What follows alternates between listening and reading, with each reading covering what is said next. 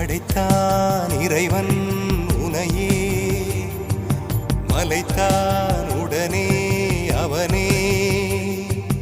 அழகை படைக்கும் திறமை முழுக்க உன்னுடன் சார்ந்தது, என் விழி சேர்ந்தது. விடிய விடிய மடியில் கிடக்கும் பொன்வினை உன்மேனி மீட்டட்டும் என் மேனி. இறைவினில் வந்து கலந்திடு, வீரல் பட மெல்ல காணிந்திடு.